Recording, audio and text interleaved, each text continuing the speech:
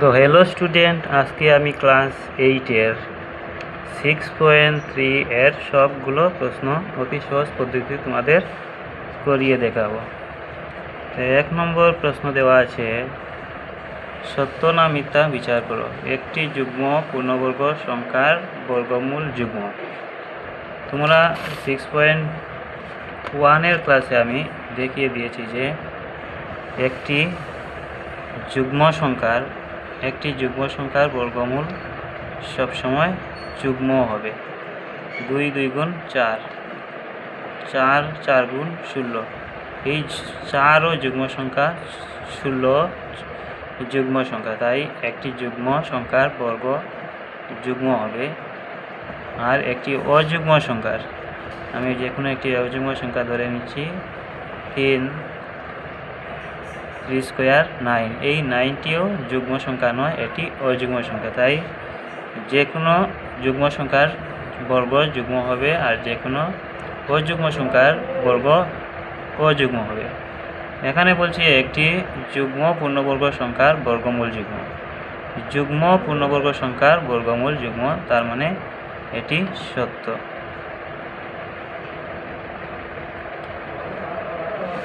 2 নম্বর প্রশ্ন দেওয়া আছে, 1 + 3 + 5 + 7 + 9 + 11 + 13 এর যোগফলটি একটি বর্গ সংখ্যা। তোমাদের আমি 6.1 ক্লাসে দেখিয়ে দিয়েছি যে এরকম সব অযুগ্ম সংখ্যার যোগফল একটি বর্গ সংখ্যা হবে। যেমন এখানে 1 2 3টি সংখ্যা আছে, 3 স্কোয়ার 3 3 9, 3 3 গুণ 9 হবে, তাই এটি একটি বর্গ সংখ্যা। তো বর্গ সংখ্যা আমি তোমাদের 6.1 ক্লাসে একটি চার্ট দিয়েছি যে 1 এর স্কোয়ার 1 হবে, 2 স্কোয়ার 4 হবে, 3 স্কোয়ার 9 হবে, 4 স্কোয়ার 16 হবে, 5 স্কোয়ার 25 হবে। এরকমভাবে তোমরা 15 পর্যন্ত অন্ততপক্ষে শিখে রাখবে। তে 1 + 3 + 5 + 7 + 9 + 11 + 13 এর যোগফলটি একটি বর্গ সংখ্যা হবে, তার মানে প্রশ্নটি সত্য। 3 নম্বর দেওয়া আছে, একটি সংখ্যার এককের স্থানে 8 রয়েছে। একটি সংখ্যার এককের স্থানে কত আছে? 8 আছে। ফলে সংখ্যাটি বর্গ সংখ্যা হওয়ার সম্ভাবনা আছে। এটি সত্য না মিথ্যা? আমি তোমাদের এর আগের ক্লাসে একদিন দেখিয়ে দিয়েছিলাম যে যদি এককের স্থানে 2 3 7 এবং 8 থাকে তাহলে সংখ্যাটি পূর্ণবর্গ সংখ্যা নয়। তার মানে এখানে দেওয়া আছে যে এককের স্থানে 8 আছে, সেই জন্য এটি বর্গ সংখ্যা নয়, কিন্তু সেখানে বলছে যে 8 রয়েছে কিন্তু বর্গ সংখ্যা হবে, তার মানে প্রশ্নটি অসত্য। 4 নম্বর দেওয়া আছে, একটি বর্গ সংখ্যার এককের স্থানে 1 রয়েছে আর যে কোনো একটি বর্গ সংখ্যার এককের স্থানে 1 আছে। অতএব এর বর্গমূলটির এককের স্থানে 9 অথবা 1 অথবা 9 থাকার সম্ভাবনা রয়েছে।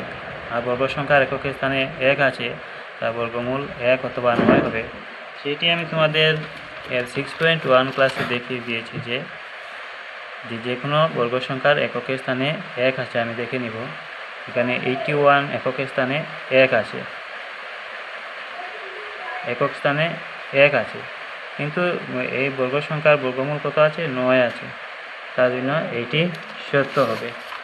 তো এই 4 নম্বর দিয়ে আমি বলবো সত্য। এখন আমি তোমাদের 2 নম্বর প্রশ্নটি করে দেখাবো। এখানে দেওয়া আছে, নিচের প্রতিটি সংখ্যার বর্গমূলের একক স্থানে সম্ভাব্য কী অঙ্ক থাকবে? সম্ভাব্য বলছে আমাকে, এখানে বর্গ সংখ্যা দেওয়া আছে 8281, এখানে আমি লিখছি 8281। এই সংখ্যাটির বর্গমূলের একক স্থানে কী থাকবে? আমি তোমাদের বর্গ আর বর্গমূলটি আবার বুঝিয়ে দিচ্ছি। মনে করো এখানে 100 আছে, এই 100টির বর্গমূল হবে 10, কারণ 10কে আমি 10কে 2 বার পূরণ করলে 10 × 10 100 হবে। তো তাই 81 বর্গমূল 9 হবে। 1 বর্গমূল হবে 1, কারণ 1 1 1 হয়। এখানে দেওয়া আছে 82 81। তার আগে আমি তোমাদের একটি চার্ট দেখিয়ে দিচ্ছি। তো যদি বর্গ সংখ্যার একক স্থানে 1 থাকে তবে বর্গমূলের একক স্থানে সম্ভাব্য 1 অথবা 9 থাকবে। যদি বর্গ সংখ্যার একক স্থানে 0 থাকে তবে বর্গমূলের একক স্থানে 0 থাকবে। যদি বর্গ সংখ্যার একক স্থানে 4 থাকে তবে সম্ভাব্য বর্গমূলের একক স্থানে 2 অথবা 8 থাকবে। কারণ আমি তোমাদের একটি দেখিয়ে দিচ্ছি। এখানে দেওয়া আছে যদি বর্গ সংখ্যার একক স্থানে 1 থাকে তবে বর্গমূল 1 হবে, না হলে 9 হবে। এটি আমি পরীক্ষা করে দেখাবো।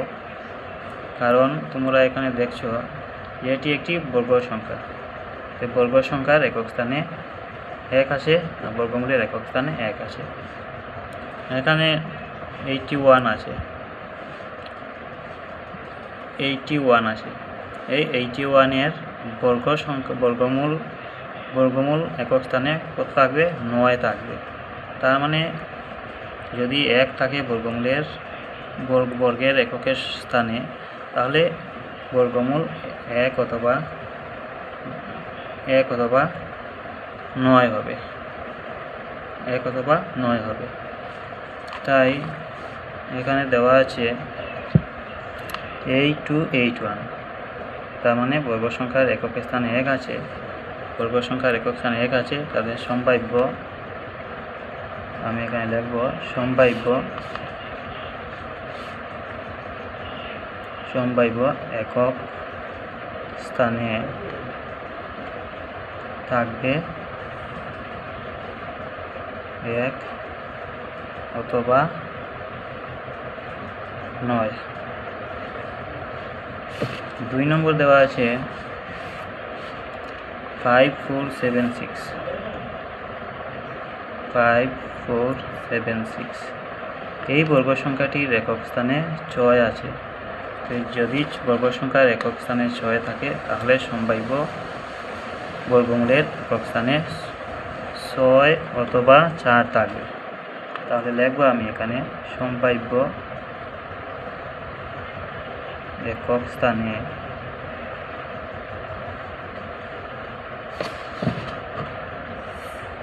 তাহলে সম্ভাব্য একক স্থানে থাকবে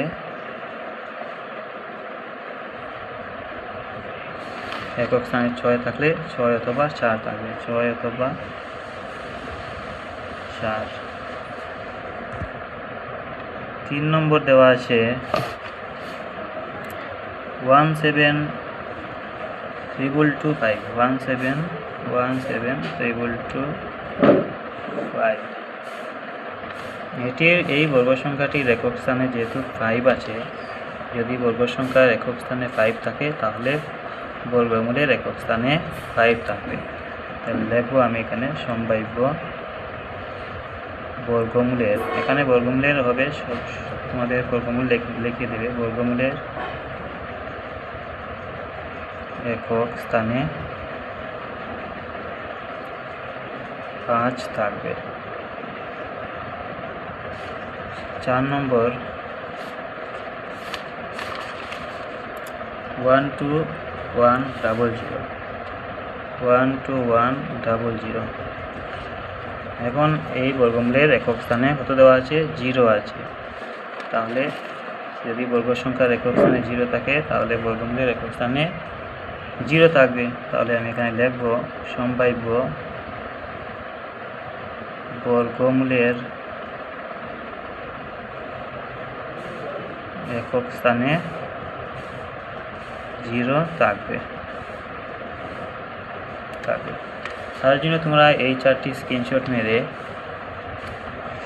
মেরে 2-3 বার দেখে নেবে যে বর্গ সংখ্যার একক স্থানে 1 থাকলে বর্গমূলের একক স্থানে 1 অথবা 9 থাকবে, 0 থাকলে 0 থাকবে, 4 থাকলে 2 অথবা 8 থাকবে, 9 থাকলে 7 অথবা 3 থাকবে, 6 থাকলে 6 অথবা 4 থাকবে, 5 থাকলে 5 থাকবে। ঠিক আছে, নেক্সট ক্লাসে আমি তোমাদের 3, 4, 5 করিয়ে দেখাবো। তার জন্য তোমরা এই চ্যানেলটি সাবস্ক্রাইব করে রাখবে।